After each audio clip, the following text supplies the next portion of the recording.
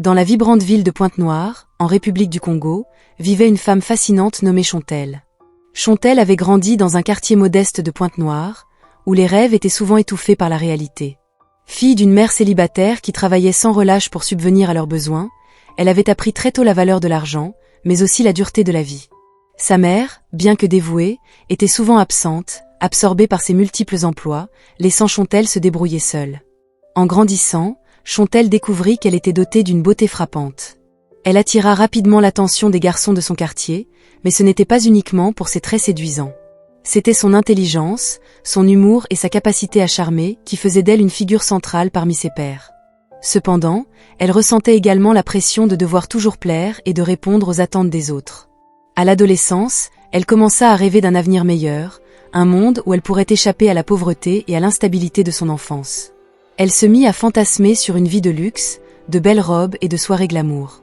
Malheureusement, ses rêves prirent un tournant lorsque son premier amour, un jeune homme prometteur, la quitta brutalement, la laissant avec un cœur brisé et une confiance en elle ébranlée.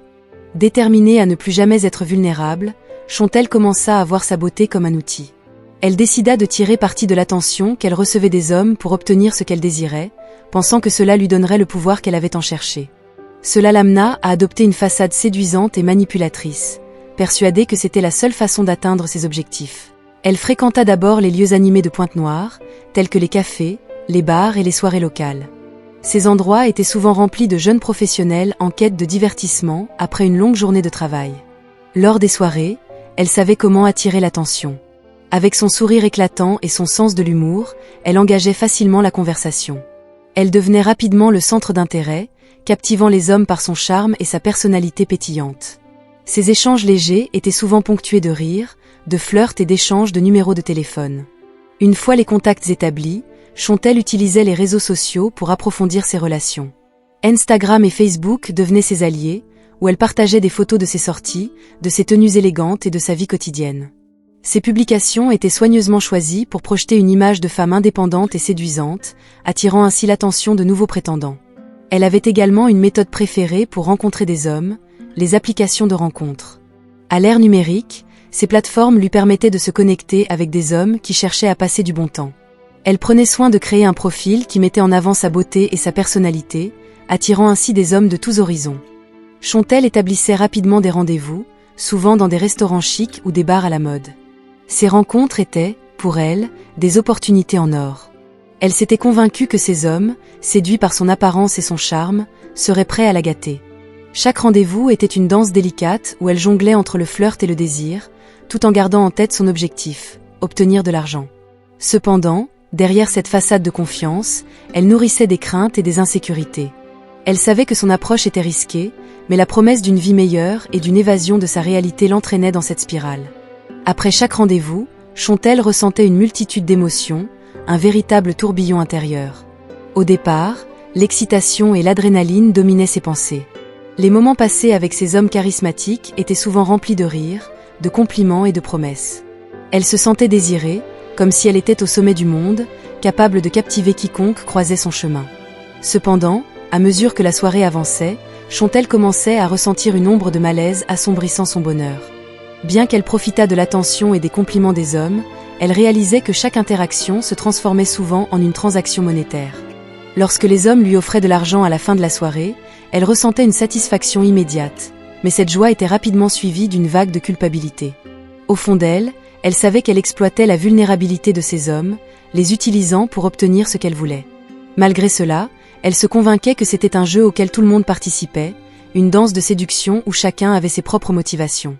Cette dichotomie entre le plaisir de gagner de l'argent et le malaise de savoir qu'elle manipulait les autres la hantait. Tout changea lors de sa rencontre avec Jonas. La rencontre avec Jonas commença sous de bons auspices. Chontelle, pleine d'espoir, pensait que ce rendez-vous serait une belle occasion de découvrir quelqu'un d'authentique. Jonas, avec son sourire charmeur et sa conversation engageante, semblait être le type d'homme qu'elle avait toujours désiré. Il était attentif, écoutant ses histoires avec un intérêt sincère, ce qui était rare dans ses expériences précédentes. Au fil de la soirée, ils partagèrent des rires et des anecdotes personnelles. Chontelle se sentit séduite par sa personnalité et sa manière d'être. Contrairement aux autres hommes qu'elle avait rencontrés, Jonas semblait vraiment vouloir la connaître pour qui elle était, et non pas seulement pour sa beauté. Elle commença à baisser sa garde, persuadée qu'elle avait enfin trouvé quelqu'un capable d'apprécier son essence au-delà de l'apparence. Alors qu'ils terminaient leur repas, Jonas lui fit une proposition qui la surprit. « J'aimerais vraiment te revoir, Chantelle. Je sens qu'il y a quelque chose de spécial entre nous, dit-il d'un ton chaleureux. La promesse d'une nouvelle rencontre éveilla en elle une lueur d'espoir. Elle accepta avec enthousiasme, persuadée qu'elle avait enfin trouvé une connexion authentique. Cependant, derrière ce comportement charmant se cachait une autre réalité. Jonas avait entendu parler des méthodes de Chantelle et voyait en elle une opportunité. Il savait qu'en se montrant aimable et attentionné, il pourrait la manipuler pour atteindre ses propres objectifs. Chantelle était impatiente à l'idée de son rendez-vous avec Jonas, convaincue que cette rencontre serait différente des autres. Elle avait hâte de découvrir ce qu'il avait à lui offrir, pensant que son charme et sa beauté suffiraient à le séduire. Mais, à son insu, Jonas avait d'autres intentions. Lorsque Chantelle arriva au lieu de rendez-vous, une ambiance étrange flottait dans l'air. Jonas l'accueillit avec un sourire, mais il semblait distant, comme s'il cachait quelque chose. Alors qu'il s'installait, il lui proposa de rencontrer ses amis, des hommes qu'elle avait déjà croisés dans le passé. Au début, elle se sentit flattée par cette attention, mais une inquiétude sourde commença à l'envahir. Après quelques verres et des rires superficiels, la situation prit une tournure inquiétante. Jonas, d'un coup, changea de ton. Il commença à l'accuser de manipuler les hommes pour leur argent, exposant ses tactiques avec une brutalité inattendue. Les rires des autres hommes se transformèrent en murmures complices, et Chantelle se sentit piégée, comme si elle était soudainement mise à nu. « Regarde-la, elle pense pouvoir jouer avec nous comme elle le fait avec tous les autres », lança l'un de ses amis d'un ton moqueur. Cette remarque la frappa de plein fouet, et elle réalisa qu'elle était entourée d'hommes qui ne voyaient en elle qu'un objet de désir, un trophée à conquérir. Alors qu'elle tentait de se défendre, de nier les accusations, les hommes commencèrent à se rapprocher d'elle, leurs intentions devenant de plus en plus claires. Ce qui avait commencé comme un rendez-vous amusant s'était transformé en un cauchemar. Il ne cherchait pas à la connaître, il voulait la rabaisser, la contrôler. Chantelle essaya de se lever et de quitter la pièce, mais ils l'en empêchèrent. La panique grandissait en elle alors qu'elle réalisait qu'elle n'avait plus le contrôle de la situation.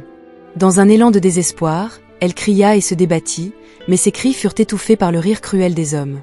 Ce moment devint une spirale d'angoisse, de honte et de peur.